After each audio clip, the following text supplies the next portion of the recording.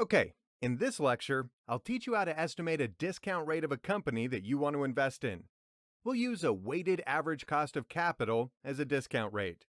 In very simple terms, you can understand that the weighted average cost of capital is simply a blend of the cost of equity and the cost of debt calculated based on the proportion of debt and equity in a company's financial structure. The reason we should use the WACC as a discount rate is simply because every company often has a different capital structure. A company's capital can be raised by using equity financing and debt financing. Equity financing refers to money raised from investors like yourself, and debt financing refers to money raised through some sort of loans from banks or some other financial institutions. The thing is that a company often receives funding from more than one source through both debt and equity financing. So we need to take both the cost of debt and the cost of equity into account when valuing a company. Here's the formula for calculating the discount rate that I've mentioned before. As you can see on the formula, the weighted average cost of capital, or WACC, is calculated by multiplying the cost of each capital component by its proportional weight and then taking the sum of the results. RE stands for the cost of equity, and RD stands for the cost of debt.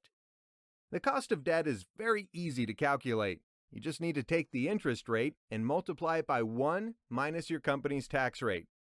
The cost of debt is simply a rate that the company is paying on its current debts, and the amount the company pays is often recorded as interest expenses. The fact is that most companies don't show the interest rate on their balance sheet. They only report the interest expenses.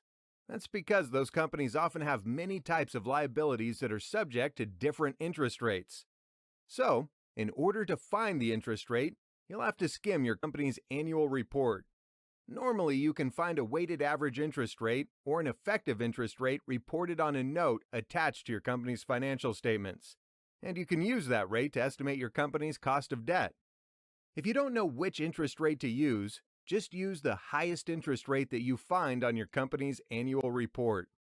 Although the company is not required to pay anything to use its investors' money, this doesn't mean that there's no cost of equity.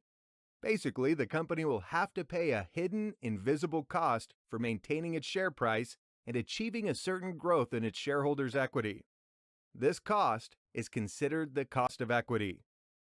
You can estimate the cost of equity by using the following formula. If you've studied about financial management or corporate finance before, you should have gotten familiar with this formula. We'll use the capital asset pricing model to determine the cost of equity of our stock. You can find the risk-free rate, the stock beta, and the market risk premium on the internet. If you don't know how and where to find these figures, just review the material we provided in the previous lecture. So, you know all the formulas. Okay, now let's apply what you've learned to calculate the weighted average cost of capital of the stock in our example.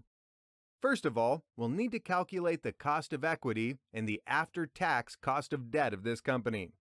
We'll calculate the cost of equity by using the CAPM formula.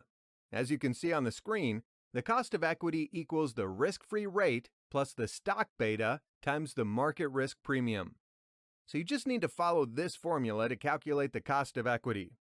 0.57 times 5.61%, then plus the risk-free rate of 1.746%. We'll have the cost of equity equal to 4.944%. Next, we'll calculate the cost of debt. You can calculate the after-tax cost of debt by simply multiplying the interest rate by 1 minus the company's tax rate. 3.96% times 1 minus 29.71%. We'll have the cost of debt equal to 2.783%. Okay, now we'll use the cost of debt and the cost of equity to calculate the weighted average cost of capital. We'll add the market value of equity, the market value of debt, the cost of equity, and the cost of debt to the formula as follows. Then we'll have the WACC equal to 4.87%. So we'll use the 4.87% as a discount rate for projecting the future cash flows of this business. So, now we're done with the discount rate. In the next lecture, I'll teach you how to estimate the intrinsic value of this company.